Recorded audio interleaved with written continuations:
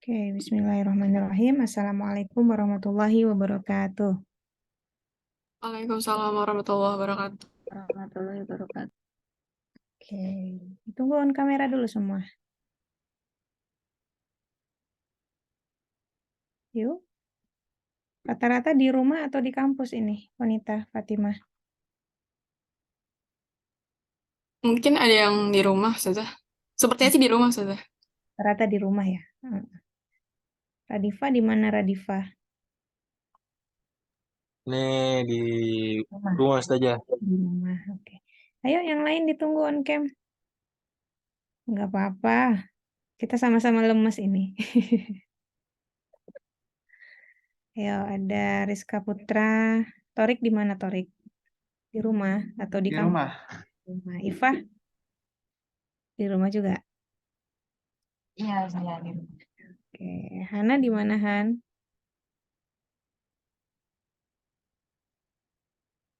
Hana di rumah atau di kampus?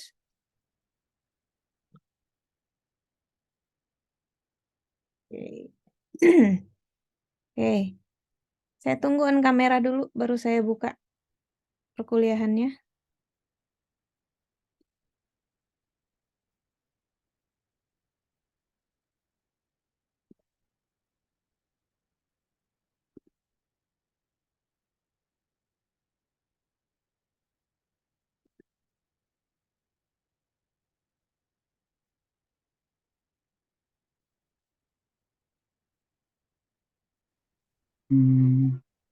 Oke, ini edisi Ramadan ya, jadi PowerPoint-nya PowerPoint edisi Ramadan. Oke, silakan. Saya persilakan kepada kelompok Haikal.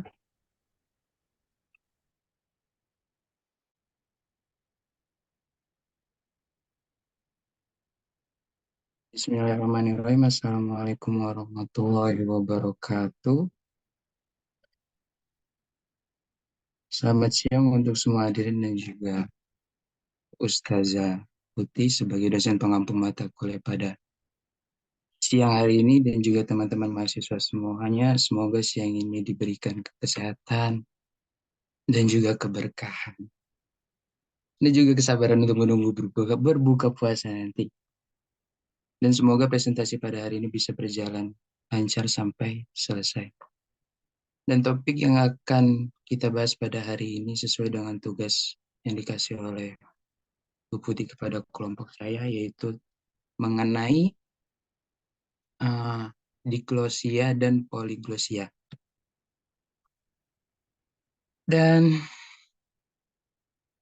saya Haikal Fatih selaku moderator dari kelompok 1 yang B dan ingin memperkenalkan teman-teman saya, yaitu yang pertama ada Fadia Fauzia, yang kedua saya sendiri, yang ketiga ada Heti Nurbaiti. Dan juga untuk pemaparan materinya, yaitu yang pertama mengenai diaglosia dan juga yang kedua poliglosia, dan yang terakhir itu mengenai kesimpulan. Dan slide pertama yang akan dibacakan oleh saya sendiri, yang pertama itu mengenai diglosia. Pengertian dari diglosia adalah dalam sosiolinguistik, diglosia adalah situasi di mana dua ragam bahasa yang berbeda diucapkan dalam komunitas bahasa yang sama.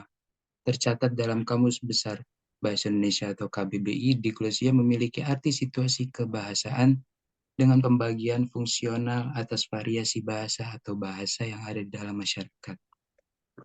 Haikal, maaf, slideshow-nya tidak Iya. jalan.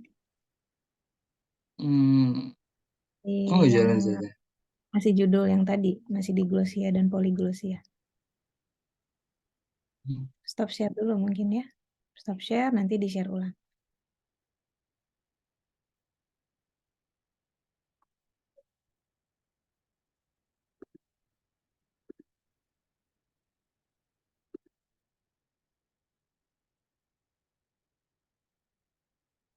Ya, silakan dilanjutkan.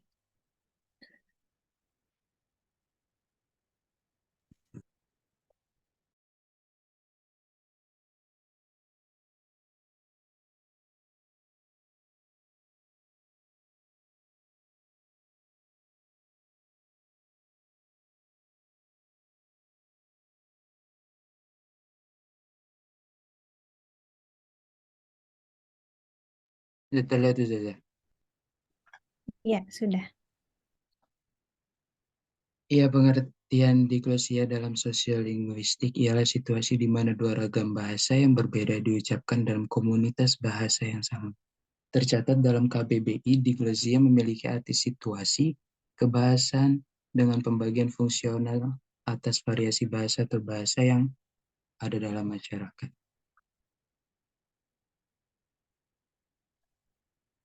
Diglosia menurut Ferguson mengartikan diglosia sebagai sebuah kata yang dapat digunakan untuk menyatakan peranan dua variasi bahasa yang mewakili keadaan masyarakat. Misalnya, ragam atau bahasa A untuk suasana resmi. Contohnya, lembaga-lembaga pemerintah, lembaga-lembaga pendidikan, perusahaan-perusahaan upacara kenegaraan, dan sebagainya. Atau bahasa B digunakan dalam situasi yang tidak resmi, dalam situasi yang santai, sehingga menimbulkan keakraban antara pemakai bahasa atau komunikator dan komunikan. Dan diglosia menurut Fishman dan Hensieber, menurut Fishman, diglosia ini mengacu kepada penggunaan bahasa yang berbeda dan penggunaannya yang berbeda. Dan menurut Hensieber, diglosia adalah penggunaan dua bahasa atau lebih dalam masyarakat, tetapi memiliki fungsi atau peranan yang berbeda dalam konteksnya atau situasinya.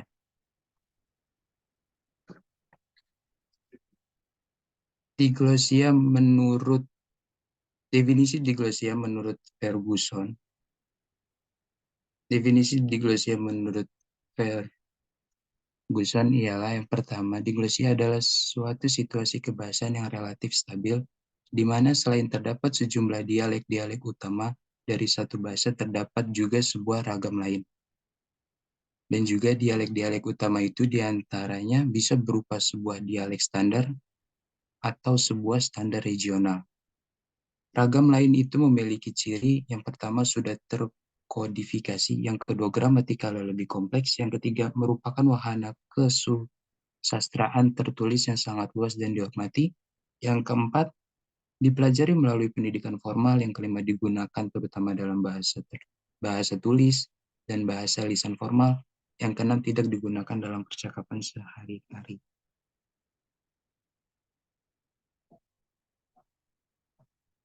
Yang selanjutnya akan dilanjutkan oleh teman saya, Fadia Fauzia.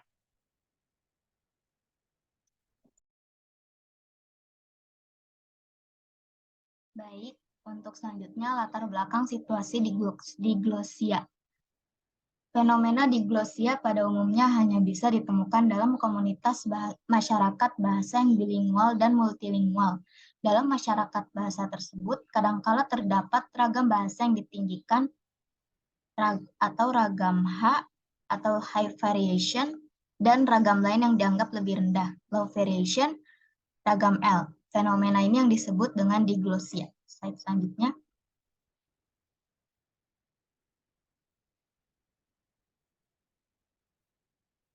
Dua, fenomena bilingualisme dan diglosia itu merupakan pokok kajian yang menarik, bukan saja karena aspek teorinya, melainkan juga aspek aplikasinya dalam kenyataan penggunaan bahasa. Contoh-contoh konkret dapat Anda temukan dalam kehidupan Anda sehari-hari. Masing-masing fenomena bilingualisme dan diglosia akan dibahas dari segi hakikat atau acuan konseptual dan dari segi profilnya. Bilingualisme dan diglosia adalah pokok yang sangat berhubungan. Kadang-kadang ada tumpang tindih terhadap dua fenomena ini.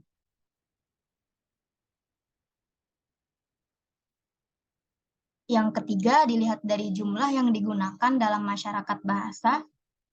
Ada masyarakat bahasa yang menggunakan satu bahasa atau lebih. Masyarakat bahasa yang menggunakan satu bahasa dan ada yang menggunakan bahasa yang dua atau lebih. Masyarakat bahasa yang menggunakan satu bahasa disebut monolingual, dan masyarakat bahasa yang menggunakan dua bahasa atau lebih disebut bilingualisme. Menurut Ferguson, diglosia adalah fenomena penggunaan ragam bahasa yang dipilih sesuai dengan fungsinya. Diglosia dalam masyarakat bahasa yang memiliki satu bahasa dengan dua ragam atau tinggi dan rendah yang memiliki perannya masing-masing. Slide selanjutnya.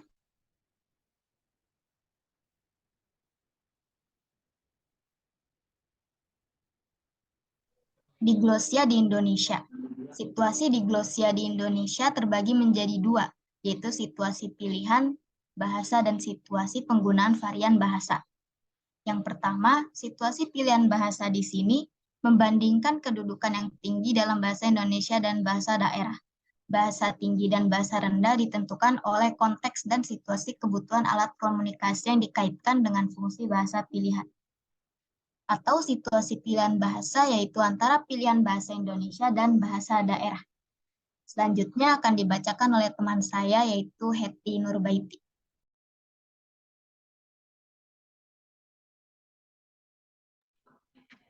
Selanjutnya, contoh diglosia di Indonesia.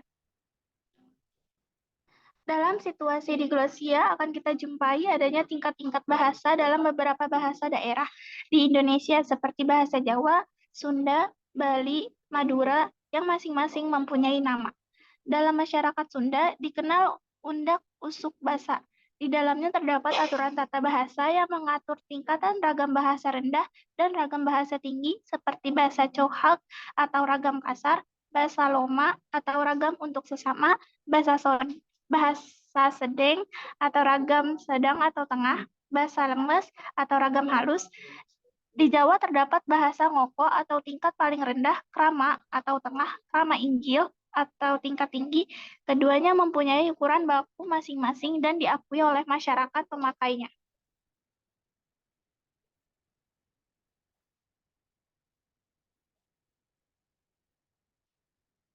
Yang kedua ada poliglosia. Poliglosia sebutan atau poliglosi merujuk kepada kewujudan berbilang bahasa atau ragam bahasa yang sama dalam satu masyarakat atau kawasan. Istilah ini membayangkan interaksi hidup antara berbagai-bagai bahasa dalam satu sistem budaya, menghasilkan kesan yang ketara ke atas budaya itu. Ada lebih dari 2 bahasa atau ragam bahasa yang ada dalam komunitas yang disebut poliglosia. Menurut Lindsay tahun 2007 disebutkan bahwa poliglosia adalah istilah yang mengacu pada kemampuan seseorang untuk berkomunikasi dalam lebih dari 2 bahasa.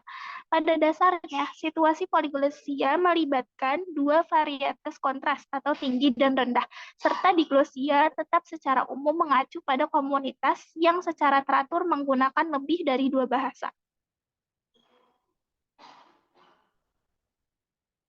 Selanjutnya ada konsep poliglosia. Konsep poliglosia akan dijelaskan dalam masyarakat berbahasa Tionghoa Singapura. Ada 3 bahasa yang digunakan oleh orang Cina Singapura, yaitu Mandarin, Kanton, dan Hokkien. Secara harfiah, orang Cina Singapura akan menggunakan bahasa Mandarin untuk pekerjaan mereka dan bahasa Kanton dan Hokkien digunakan untuk percakapan sehari-hari di antara keluarga. Jadi, dapat dikatakan bahwa di Singapura, penggunaan bahasa Mandarin menggunakan sebagai bahasa formal, sedangkan bahasa Kanton dan Hokkien digunakan sebagai bahasa informal.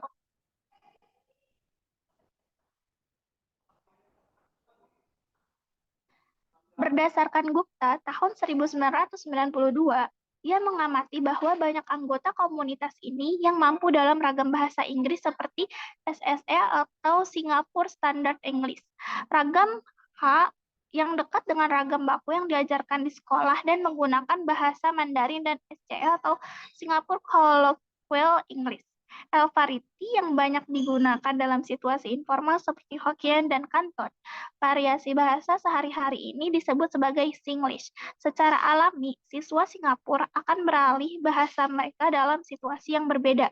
Misalnya, mereka akan menggunakan SFE Singapore Standard English ketika mereka berada di kelas. Kemudian ketika mereka pergi ke kantin, mereka segera mengganti bahasa mereka menjadi SCH atau Singapore Colloquial English untuk berbicara dengan teman-teman mereka.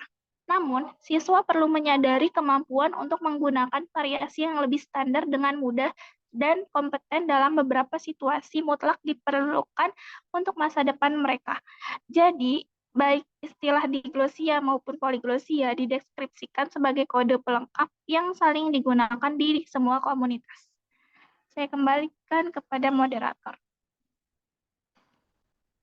Terima kasih Hetty dan juga Fadia atas pembacaan materinya. Selanjutnya, sebelum untuk sebelum loncat ke kesimpulan, apakah dari teman-teman sekalian ada yang ingin ditanyakan mengenai diaglosia dan poliglosia?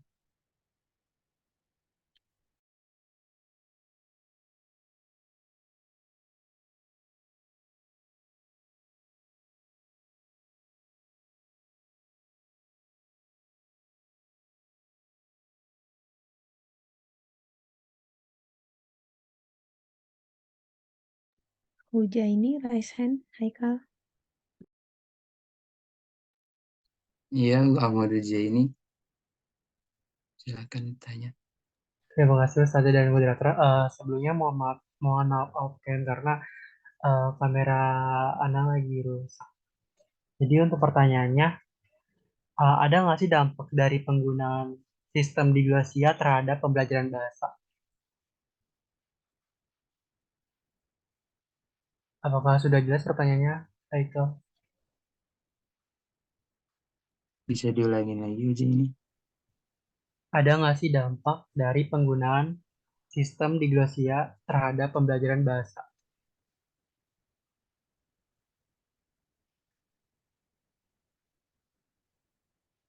Baik, terima kasih uji ini atas pertanyaannya.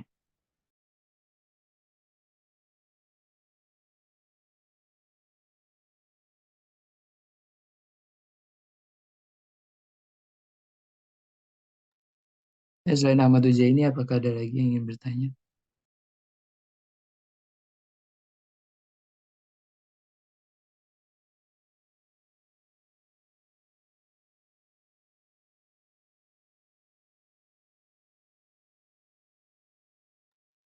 Halo, ada orang? Lutfia mau bertanya, Lutfia, Iza, Heti presentator ya. Fatahila,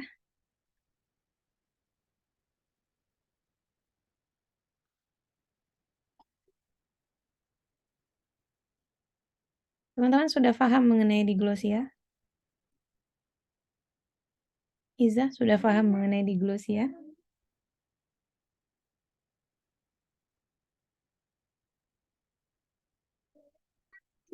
Iza? Iza sudah paham mengenai diglosia, Iza?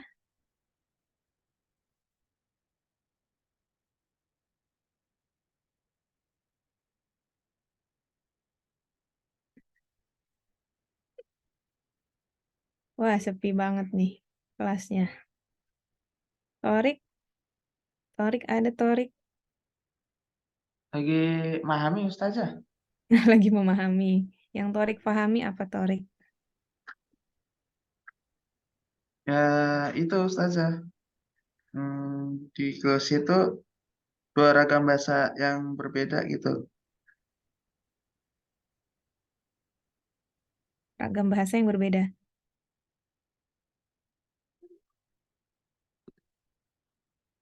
Oke, kalau Galang, Kaisar Galang, yang dipahami dari diglosia apa? Kurang Ustazah. Lagi minta PPT-nya lagi ke Haikal. Oke, boleh. Pemakalah, mungkin ini nanti akan menjawab Huja ini siapa nih? Haikal, Heti, atau Fadia? Kira-kira.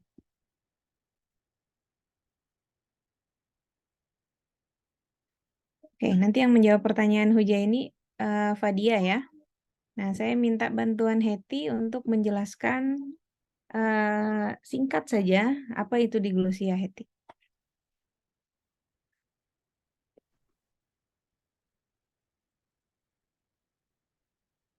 Silakan Heti. Diglosia itu dua variasi bahasa yang mewakili keadaan masyarakat.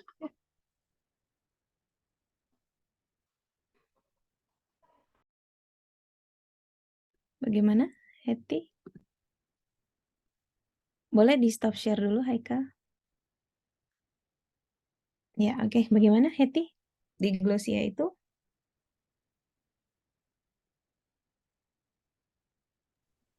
Suatu situasi bahasa di mana terdapat pembagian fungsional atas variasi-variasi bahasa yang ada di masyarakat. Jadi adanya perbedaan fungsi bahasa di masyarakat, gitu. Oke. Sekarang saya beri teman-teman pertanyaan, silakan difikirkan atau dicari jawabannya dalam 1 menit. Apa yang membedakan antara bilingualisme dengan diglosia? Ya, bilingualisme pertemuan minggu lalu dengan diglosia. Silakan 1 menit dicari jawabannya, nanti saya akan tunjuk siapa yang akan menjawab. Silakan dicari dulu.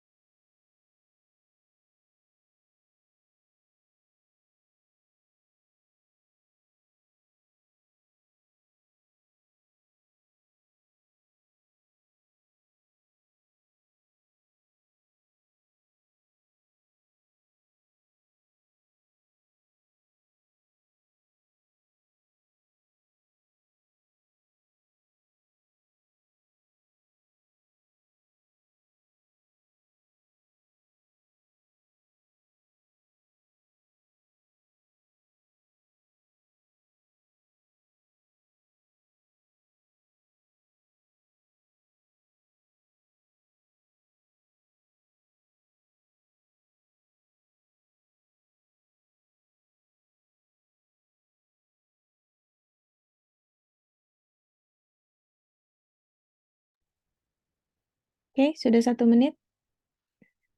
Silahkan Haidar. Haidar, apa yang Haidar ketahui mengenai perbedaan antara bilingualisme dan diglosia?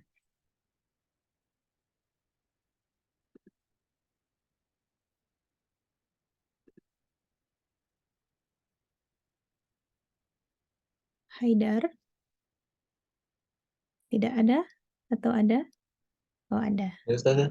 Ya, apa perbedaan bilingualisme dengan diglosia yang sudah Haidar temukan?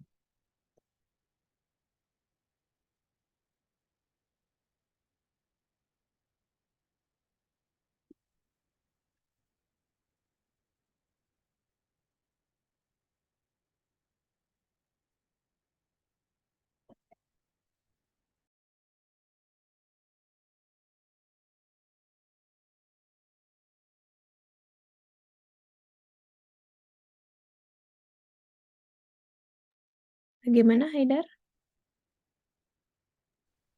Belum ketemu Ustazah. Oke, coba ke Fathahillah. Fathahillah sudah menemukan perbedaan antara bilingualisme dengan diglosia? Atau Kalau ya, silakan. kalau Fathahillah. yang saya baca di Google nih barusan Ustazah, bilingualisme itu kayak misalkan apa pengertiannya dulu,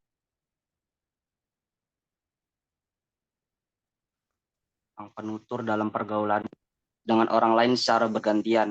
Nah, mungkin kalau diambil contohnya itu kayak misal kalau misal saya terus ngomong sama teman saya bisa bahasa Indonesia dan bahasanya misalnya kalau bahasa-bahasa yang gampang bahasa Inggris. Nah, saya bisa bahasa Indonesia sama bahasa Inggris yang dimana misal kebetulan teman saya sama saya lagi main di Jaksel. Nah, dalam pergaulannya itu kan bahasanya diganti-ganti gitu. Entah itu ngomong bahasa Inggris, bahasa Indonesia, jadi diganti-ganti gitu. Sedangkan di Glosia itu kan situasi bahasa yang berbeda, namun dapat hidup berdampingan.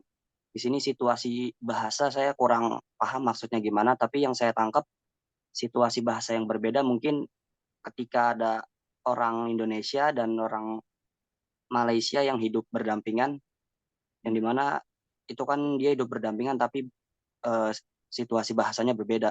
Nah, tapi itu kurang tahu saja kalau terkait diglosia, situasi bahasa yang dimaksud tuh kayak gimana. Itu saja. Oke, baik. Jawaban yang bagus dari Fatahillah. Jadi untuk bilingualisme itu benar tadi yang disampaikan oleh Fatahillah, menyangkut kemampuan seseorang menggunakan dua bahasa atau lebih. Ya, bilingualisme itu menyangkut kemampuan seseorang dalam menggunakan dua bahasa atau lebih. Kalian semua di kelas ini adalah orang-orang yang bilingual. Karena kalian bisa menggunakan dua bahasa atau lebih. Bisa bahasa Indonesia, bisa bahasa Arab kan? Bahasa Inggris bisa, di sekolah diajarkan, nah, dan bahasa daerah masing-masing. Jadi teman-teman di sini adalah orang yang bilingual. Jadi kalau bilingualisme itu kemampuan seseorang untuk menggunakan dua bahasa. Sampai sini jelas? Mengenai bilingualisme? Oke. Kemudian pertemuan minggu lalu ada multilingualisme. Kalau multilingualisme itu bukan berarti seseorang bisa banyak bahasa. Itu. Jadi orang yang memiliki kemampuan banyak bahasa, dia bisa 10 bahasa, dia tetap dikatakan sebagai bilingual. Nah, kalau multilingual itu adalah istilah yang merujuk kepada masyarakat yang bisa menggunakan banyak bahasa gitu. Jadi masyarakat Indonesia itu adalah masyarakat yang multilingual. Kenapa? Karena semua masyarakatnya tidak hanya bisa satu bahasa, tapi semua masyarakatnya bisa bahasa daerah masing-masing, bisa bahasa Indonesia, bisa bahasa Inggris misalnya. Tapi masyarakat atau komunitas yang ada di PBAUNJ itu mereka multilingual juga karena mereka bisa bahasa Arab gitu. Ya, jadi kalau bilingual itu kemampuan perorangan, kalau multilingual itu kemampuan sekelompok masyarakat. Sampai sini jelas ya? Bilingualisme dengan multilingualisme. Sekarang kita masuk ke diglosia. Tadi Fatahillah agak bingung dengan situasi kebahasaan katanya. Itu apa yang dimaksud dengan situasi kebahasaan tadi ya? Sekarang saya beri contoh dalam bentuk kata mungkin ya. Kata istri. Istri tahu artinya istri? Istri tahu? Bini sama tidak? Istri dengan Sama, Ustazah. sama. Apa yang membedakan? Kalau kata istri itu lebih formal, kalau bini itu kayak bahasa sehari-hari gitu, Ustazah. Nah, oke. Kata istri lebih formal, kalau bini lebih sehari-hari. Kalau kata hidung, hidung dengan idung. Itu dua kata yang sama kan? Tapi dilafalkan berbeda. Nah, apa yang membedakan? Hidung dengan idung.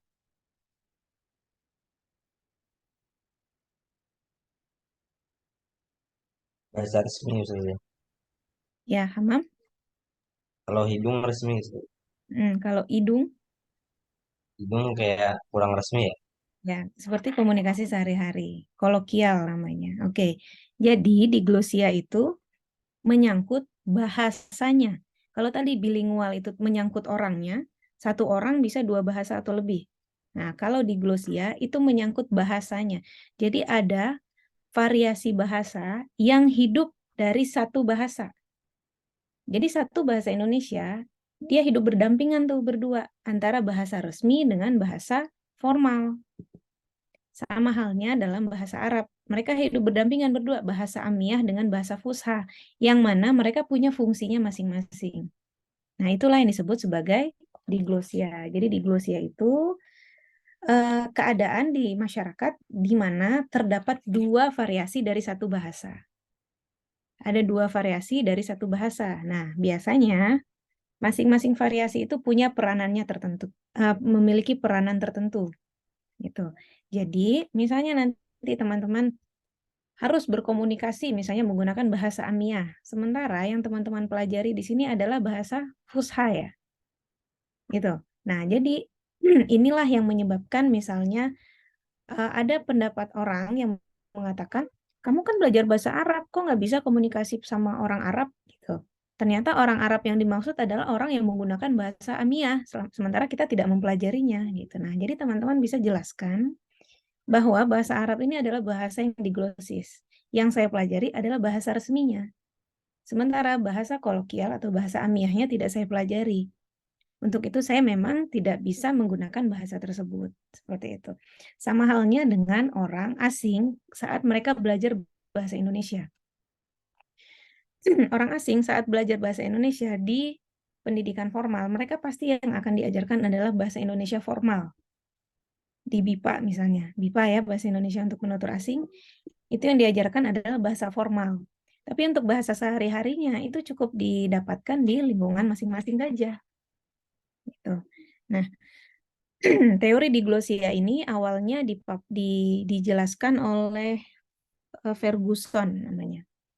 Jadi diangkat oleh Ferguson, di mana dia mendapati ada beberapa bahasa yang diglosis.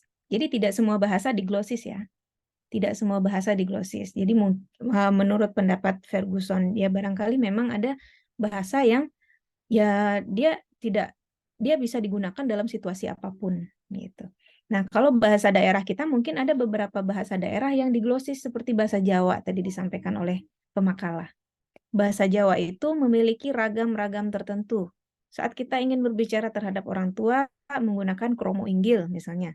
Saat kita ingin berbicara dengan orang yang di bawah kita menggunakan ragam yang berbeda gitu. Nah, jadi artinya bahasa Jawa ini adalah bahasa yang diglosis karena memiliki variasi dari satu bahasa yang sama. Seperti itu. Nah, kemudian tadi penggagasnya kan Ferguson ya. Nah, kemudian disempurnakan lagi oleh namanya Fasold. Fasold itu pakar linguistik juga. Nah, yang mana saat kita ingin mengetahui apakah bahasa ini diglosis atau tidak, misalnya bahasa Sunda ini diglosis atau tidak ya, bahasa Arab nih diglosis atau tidak ya, bisa kita identifikasi dari 9 faktor. Yang pertama faktor fungsinya. Faktor fungsi. Secara fungsi tentu sudah tahu ya, kita bahasa Indonesia resmi dengan bahasa Indonesia sehari-hari tentu fungsinya berbeda. Saat teman-teman menggunakan bahasa Indonesia sehari-hari di lingkungan akademik, di kelas Zoom, itu pasti akan dirasa tidak pantas gitu. Benar? Misalnya di sini saya menjelaskan, misalnya saya ingin memperkenalkan suami saya, terus saya katakan di sini, ini saya perkenalkan kepada kalian semua laki saya gitu. Agak kurang pas gitu, ada kata laki di situ. Seperti itu. Nah, jadi memang ada fungsinya masing-masing. Jadi saat teman-teman misalnya rapat BEM, nah lebih bagusnya menggunakan bahasa resmi. Jadi karena bahasa resmi itu kan perlu dilatih ya. Kalau bahasa sehari-hari ya memang sehari-hari kita gunakan gitu. Jadi dalam forum-forum resmi gunakanlah bahasa yang sifatnya formal gitu. Jadi yang pertama, diglosia itu dilihat dari fungsinya. Ya, bahasa itu diglosis karena dia memiliki dua fungsi yang berbeda-beda. Kalau bahasa resmi digunakannya di mana, bahasa sehari-hari digunakannya di mana. Nah, tergantung kita meletakkan fungsi tersebut di mana. Nah, terkadang kita tuh bisa menilai kemampuan berbahasa seseorang. Misalnya di sini saya ambil contoh siapa? Yang on cam ada Fiska, misalnya Fiska. Saya bisa menilai kemampuan berbahasa Fiska saat saya membawa Fiska ke forum formal, bahasa apa yang Fiska gunakan, dan saat saya ajak Fiska ke kantin, bahasa apa yang Fiska gunakan, nah itu saya bisa menilai kemampuan berbahasa dari Fiska itu sendiri. Dan teman-teman bisa melakukan itu terhadap temannya sendiri. Gitu. Jadi ada teman saya, misalnya, kok dia di forum formal nih pakainya bahasa sehari-hari ya, gitu, pakai kaidah sehari-hari gitu. Kenapa dia tidak menggunakan ragam yang lebih formal? Nah, barangkali dia lupa atau barangkali dia memang memiliki keterbatasan terhadap penggunaan bahasa tersebut. Begitu. Ya. Itu yang pertama, diglosia itu bisa kita nilai dari segi fungsinya. Yang kedua, dari segi prestis atau kebanggaan menggunakannya. Rata-rata kita akan menunjukkan kalau diri kita ini berpendidikan dengan apa? Tentu dengan bahasa ya. Pertama-tama kan dengan bahasa. Misalnya bertemu dengan sesama angker, anak kereta ya istilahnya tuh, sama-sama ketemu di kereta. Lalu kita ingin menunjukkan kalau kita ini mahasiswa, kita berpendidikan. Nah, kita gunakan bahasa resmi. Itu boleh saja digunakan karena ingin menunjukkan kalau kita ini berpendidikan. Jadi ada prestis, ada kebanggaannya tersendiri. Nah, biasanya di bahasa yang diglosis itu ada bahasa superior dan inferior namanya. Atau bahasa ragam tinggi dan bahasa ragam rendah. Gitu, ragam T dengan ragam R. Jadi kalau ragam T artinya bahasa Indonesia formal atau bahasa Arab Fusha, ragam R yaitu ragam rendah yaitu bahasa sehari-hari atau bahasa kolokvial. Gitu. Nah, yang ketiga dari segi pemerolehan bahasanya. Gitu. Kenapa bahasa ragam T ini, bahasa ragam resmi atau bahasa tinggi ini mereka memiliki keunggulan? Karena orang-orang bisa memperoleh ragam T, ragam tinggi, kalau mereka berada di pendidikan yang formal atau mereka bergaul dengan orang-orang berpendidikan. Gitu. Jadi dari tahap pemerolehannya saja tentu berbeda. Nah, kalau ragam R itu biasanya diperoleh dari pergaulan. Gitu. Nah, mungkin teman-teman misalnya pernah mendapati ada perempuan bisa berkomunikasi menggunakan bahasa Arab Amiyah dengan lancar. Gitu. Amiyah dengan lancar. Tapi misalnya Hanan bisa bahasa Fusha dengan lancar. Tapi usut punya usut ternyata misalnya perempuan yang tadi bisa menggunakan bahasa Amiyah dengan lancar ternyata mohon maaf dia TKW misalnya gitu. Nah, karena memang bahasa Fusha, bahasa Amiyah itu rata-rata diperolehnya dari pergaulan sehari-hari. Jadi dia memperoleh bahasa Arab ya langsung dari penutur Arabnya. Karena dia hanya menggunakan bahasa tersebut di lingkungan yang sehari-hari gitu. Dia tidak harus masuk ke kelas, dia tidak harus berorasi ilmiah, tidak harus berbicara secara akademik dan lain sebagainya. Gitu. Jadi kalau dilihat dari tahap pemerolehannya, bahasa ragam tinggi itu umumnya didapatkan dari pendidikan yang formal. Tapi kalau bahasa ragam rendah biasanya dari pergaulan sehari-hari. Gitu. Kemudian faktor berikutnya ada standarisasi. Standarisasi. Jadi biasanya ragam tinggi itu adalah bahasa yang distandarkan. Ada standarnya. Standar baik pelafalannya, standar penggunaannya, kaidah tata bahasanya, dan lain sebagainya. Tapi kalau ragam rendah, itu dia tidak ada standarnya. Tidak ada standarnya. Jadi tidak ada kamusnya, tidak ada kesamaan pelafalannya, dan lain sebagainya. Gitu. Kemudian faktor berikutnya dilihat dari segi stabilitas. Stabilitas. Nah, rata-rata ragam tinggi itu bahasanya lebih stabil. Bahasanya stabil. Dia punya kosakata yang ini kosakatanya ragam tinggi gitu. Ragam rendah tidak menggunakan kosakata ini. Nah, biasanya terjadi peminjaman unsur kosakata tuh. Seperti tadi kata hidung, idung. Nah, itu berasal dari ragam tinggi kan, hidung. Tapi untuk memudahkan kita berkomunikasi, haknya hilang jadi idung. Gitu. Nah, jadi biasanya terjadi peminjaman kosakata yang disesuaikan gitu dari ragam rendah ke ragam tinggi. Gitu. Jadi ragam rendah minjam kosakata ke ragam tinggi. Sama istilahnya sama seperti misalnya tidak apa-apa. Tapi tidak apa-apa lebih enak dengan nggak apa-apa. Gitu kan. Nah, itu jadi terjadi peminjaman tapi disesuaikan lagi. Gitu. Itu dari segi stabilitas. Dari segi berikutnya ada segi gramatika. Gramatika kalau bahasa formal itu harus jelas subjek, predikat, kalimatnya pasif atau aktif dan lain sebagainya. Kalau di bahasa ragam rendah tidak perlu. Kadang kita tidak perlu merujuk subjeknya siapa. Gitu. Jadi misalnya saya mengajak Lutfiah misalnya. Lutfiah, mari kita makan siang misalnya seperti itu. Atau mari kita berbuka puasa bersama gitu kan. Kalau dalam ragam resmi. Tapi kalau dalam ragam sehari-hari, Lutfiah bukber yuk. Cukup gitu. Tidak perlu saya bukber gitu dan lain sebagainya itu. Mungkin itu bisa kita katakan sebagai ragam yang sifatnya ragam rendah. Gitu. Jadi lebih gramatikanya tentu saja berbeda. Gitu.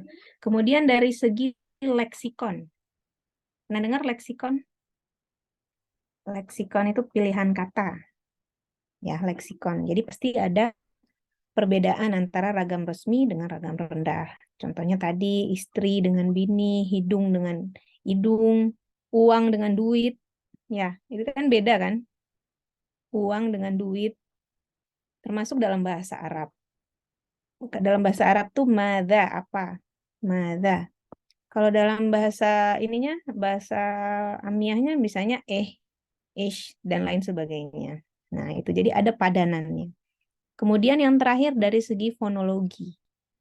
Dari segi fonologi tentunya ya ada perbedaan artikulasi tadi. Tidak apa-apa menjadi nggak apa-apa.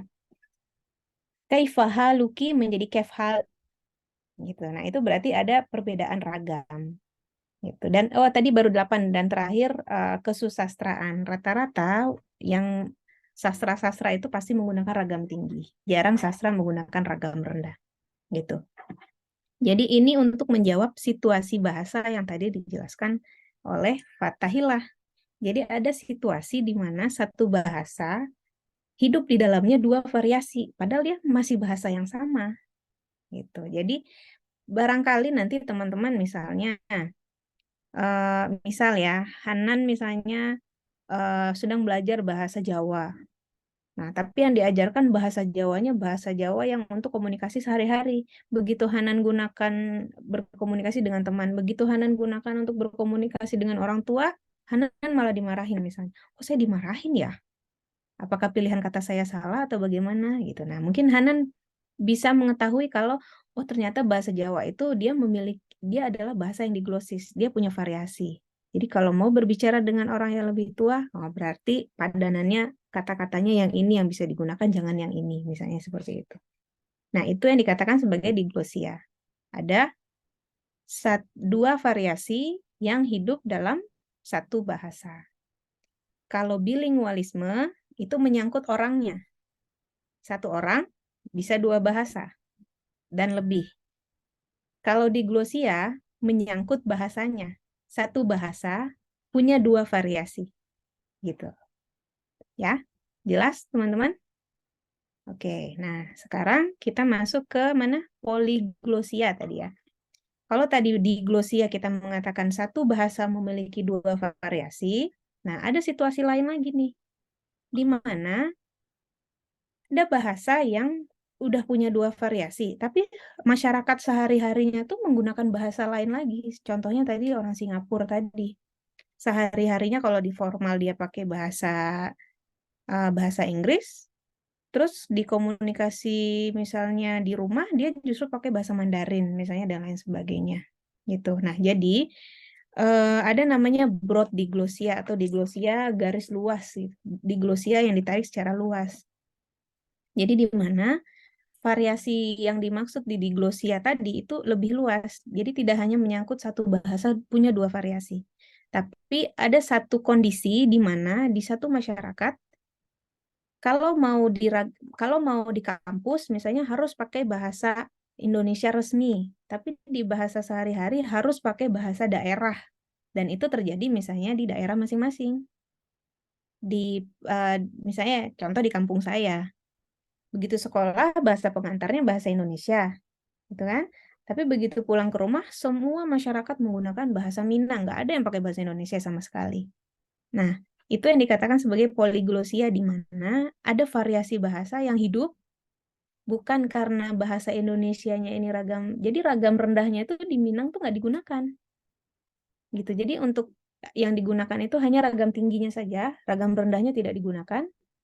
Tapi ragam rendah yang digunakan di Minangkabau misalnya yaitu pakai bahasa Minang.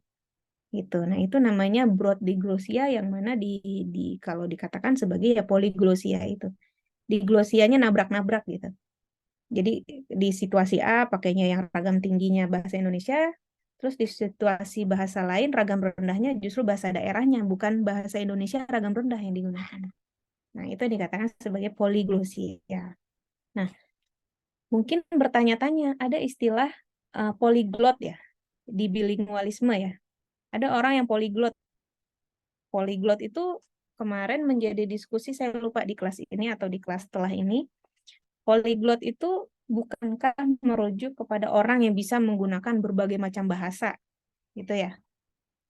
Nah, jadi mungkin itu ada perbedaan sedikit definisi. Barangkali polyglot itu bisa juga kita definisikan sebagai orang yang bisa berbagai macam bahasa dengan variasi-variasinya. gitu.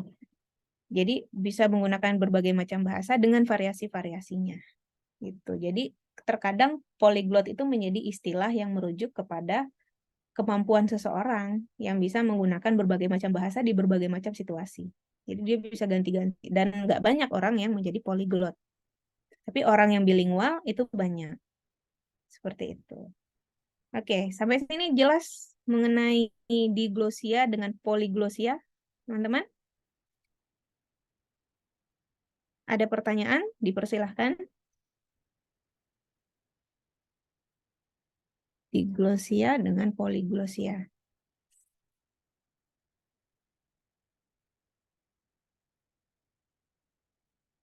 Kalau jelas tolong mengangguk, kalau tidak jelas tolong menggeleng. Bagaimana? Apakah penjelasan saya tadi jelas atau tidak? Jelas, Ustazah. Ustazah, insya Allah. Insya Allah. Jelas saja. Yang on cam cuma berapa orang ini. Saya juga tidak bisa memaksakan jadinya. Oke. Oke, itu situasi kebahasaan ya.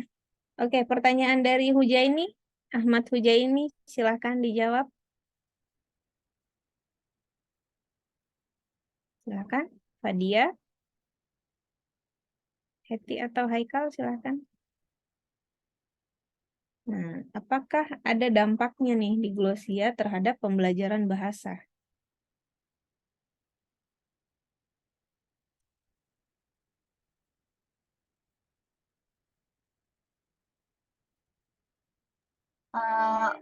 Menurut kelompok kami untuk dampak dari diglosia dalam pembelajaran bahasa itu keterampilan berbicara anak-anak di situ di dalam kelas dalam bahasa tinggi dan bahasa rendah bisa saja berbeda karena penggunaan kata-kata dan tata bahasa juga intonasinya itu berbeda-beda. Untuk keterampilan menulis itu sama dengan keterampilan berbicara, jadi berbeda-beda juga. Untuk pemahaman bahasa, pemahaman bacaan juga dapat dipengaruhi oleh penggunaan sistem diglosia. Untuk keterampilan berbahasanya, keterampilan bahasa yang baik meliputi pemahaman tata bahasa, kosakata, dan struktur bahasa secara umum. Namun, dalam sistem diglosia, tata bahasa, kosakata, dan struktur bahasanya dapat berbeda antara bahasa tinggi dan bahasa rendah, sehingga mempengaruhi kemampuan seseorang dalam berbahasa. Dan untuk identitas sosial dan budayanya itu, dia juga mempengaruhi motivasi kepercayaan diri dalam mempelajari bahasa tinggi atau bahasa rendah. Itu saja. Iya, oke. Bagaimana Hujaini? Sudah jelas, Ustazah.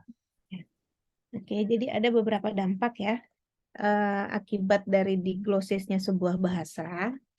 Nah, tentu saja teman-teman menyadari sekarang, mungkin teman-teman mulai menyadari sekarang kenapa kalau di lingkungan formal itu menggunakan bahasanya yang resmi gitu. Jadi tidak mungkin nanti Torik saat mengajar nanti saat PKM, Torik mengajar menggunakan bahasa ragam santai.